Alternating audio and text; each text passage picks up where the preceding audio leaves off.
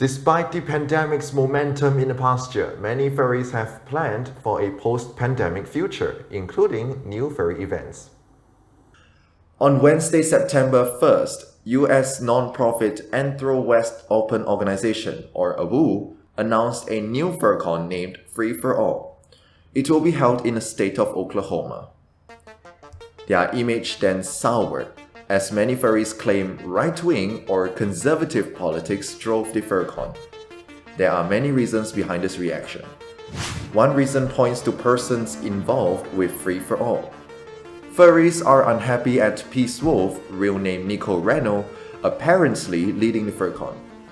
Film review site We Got Discovered got this claim from an anonymous source. She is but one of 3 people who established AWOO. Her image is poor in the furry fandom because she has made politically sensitive statements in the past. Some claimed she is related to social-political furry group Furry Raiders. They are often compared to the alternative right movement because their CEO, Foxter, has linked himself with far-right groups often. It is believed that a part of that group associated themselves with the convention. Furries are also unhappy at FreeFurAll inviting furry comedian Tu Gryphon as a special guest. Because he has made sensitive statements during his career, notoriety has been tied to him in the eyes of the community. Before, his career took him to annually perform, or rant, at US convention Anthrocon. In 2017, the furcon stopped scheduling his performances moving forward. They state it was done in view of the show's attendance count. But furries say this action was a response to his video released in 2016 about social justice. FreeFurAll mentioned this event on their website, framing this event as the comedian being, quote, banned due to free speech.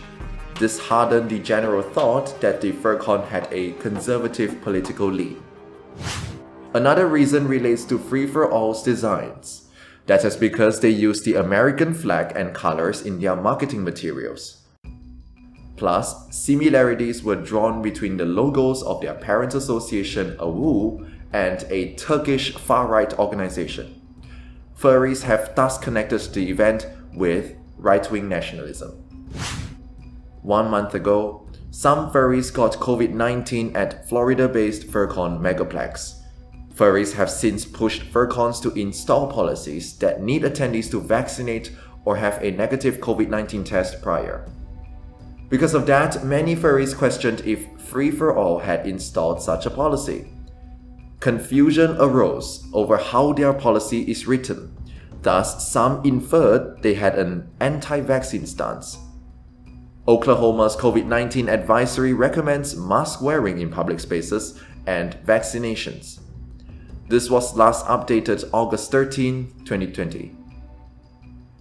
FreeFurAll also needs attendees to wear, quote, PG-13 attire whenever outside the event space. Because they are an 18+ event, some furries compared them with the Burn First. It is a defunct movement that once aimed to counter adult content in the fandom. Other debated aspects concern the furcon's charity partner, Safari Sanctuary. The sanctuary's practices are reportedly controversial in many cases. This has subjected them to strong scrutiny. They have closed operations as of today.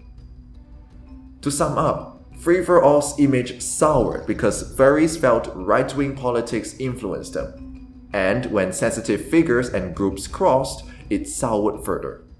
Thus, terms such as free speech convention, racist con, and even Donald Trump convention were used to describe them. GFTV has contacted FreeFurAll for comment. The furcon's spokesperson then replied, FreeFurAll is America's Anthro convention.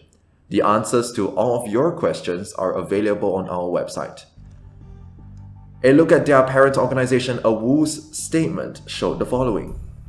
This organization is non-partisan and supports no political or religious causes. Our mission is to build a community and host fundraising events that are welcoming and enjoyable to all regardless of background. Within this wave of anger towards the furcon, some furries have criticized the fandom for such. Most of them are conservatives.